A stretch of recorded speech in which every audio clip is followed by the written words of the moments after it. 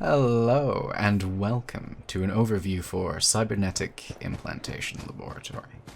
It's a bit of a mouthful though, so I'm just going to call it SIL from now on, which is not to be confused with my good friend Zill, whose stuff is really good.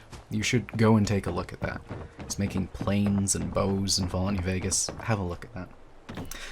Anyway, to get started with SIL, you'll need to go to the Red Rocket truck stop near Sanctuary. Once you're there, the quest A Failed Institution will begin, and you will discover a mysterious signal. Tune into the signal on your Pip-Boy and follow it to find blueprints for the Cybernetic Implant Station. After reading the blueprints, you'll be able to build your own implant station.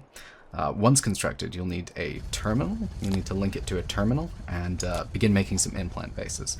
Implant bases are larger structures that your implants require to function. So, for example, the subcutaneous microrelay, the teleporter implant, requires a transmitter before you can teleport around the place.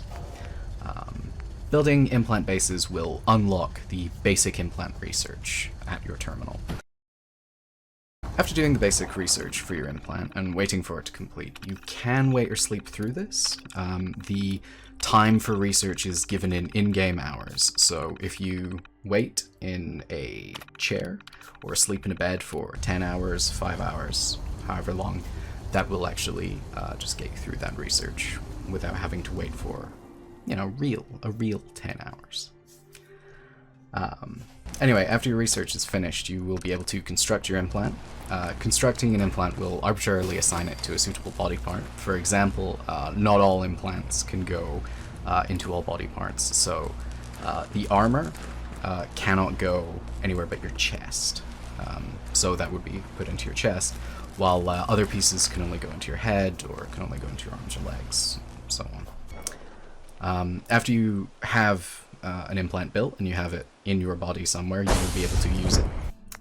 If you wish to change where the implant is located, you can access the Implantation Augmentation option from the implant station, and that will allow you to do that.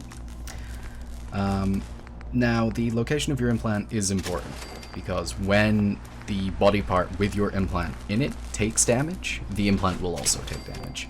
As an implant becomes more and more damaged, it becomes less and less functional. So at 25% health, your implant will completely stop functioning. At about 50% health, your augments for your implant will stop functioning. We'll talk about augments in a moment. And at 75% health, you're actually fine. You just get a little warning, maybe you want to fix that before it develops into a larger problem. So, to talk about augments.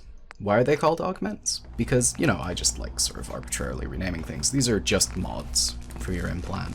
It's exactly the same menu as an armor mod or a weapon mod. It's very intuitive. It's very simple and easy. There are three types of Augs. There are strain Augs, which allow you to lose less maximum health from whichever implant they're on, but they also cause the implant to drain more power. There are Drain Augs, which are the opposite. They will cause you to lose more maximum health, but the implants will drain less power. So if you find that you have a very healthy character with a lot of health, but you don't have so many NPCs, you might want to slap a couple of Drain Augs on. Or, the opposite, if you find that you have quite a frail character, but you've got quite a wealth of NPCs, it may be better to include Strain Augs. And, we'll talk about NPCs in a moment. Finally, there are functionality Augs. These ones are the best. These ones I love.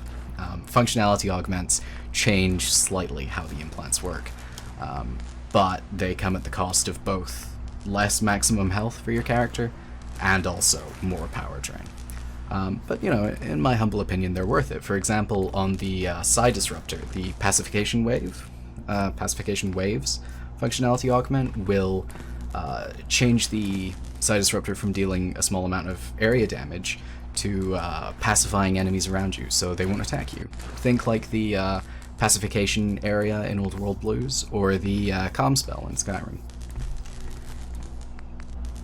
Now, each of these augments have to be researched from the terminal before you can implant them.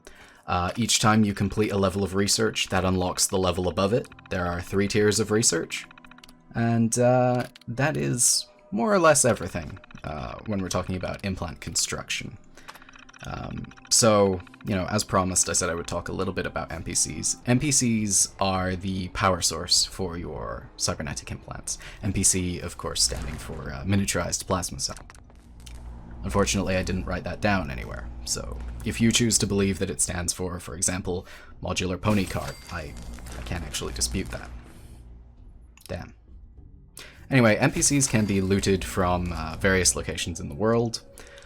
They spawn randomly in stuff like toolboxes, safes, anywhere you would find sort of small items, you have a chance to find an NPC.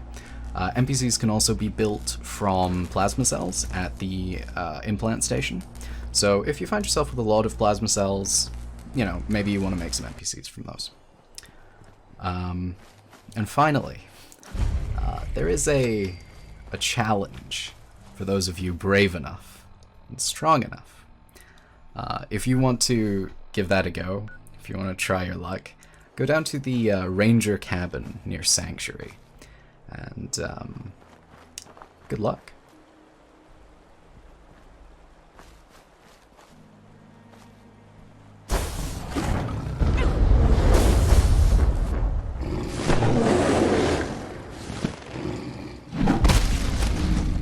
Thank you very much for watching this video. I hope you enjoyed. I hope that this has been informative and helpful.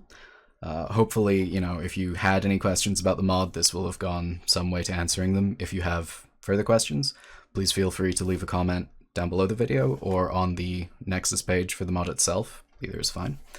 And I hope you have a fantastic day.